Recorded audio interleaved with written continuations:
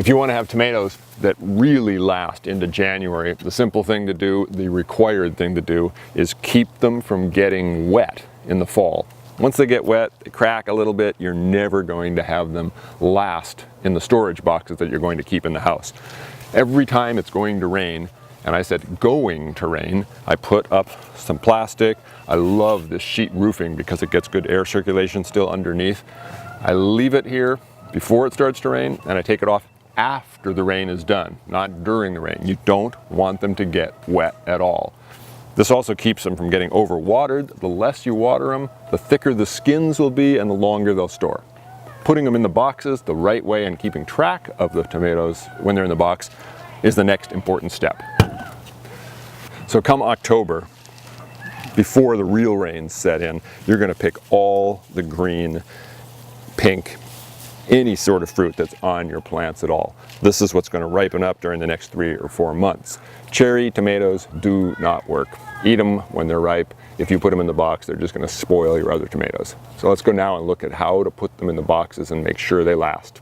So here's the key to making them last in storage. Only select really nice green fruit. Put the green tomatoes in a way that they will not touch each other. And then make sure they stay separated by putting some newspaper here around them. I'm going to use a few redder tomatoes as a demonstration, but I probably wouldn't store these. And I have another example or two of a tomato I wouldn't try to store. This has blossom end rot. There's plenty of good tomato here. I'll cut this off. But if I put this in to store for a month, this will spoil. It'll leak over to the other tomatoes and probably spoil everything that I'm saving. I only put my tomatoes in here 1 layer deep because otherwise it gets awkward to try to check them during the winter.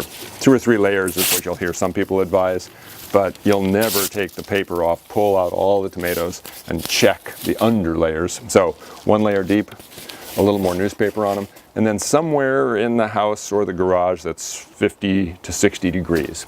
Some of these won't ripen until the early part of March. Okay, rain, I'm not scared. Come and get us.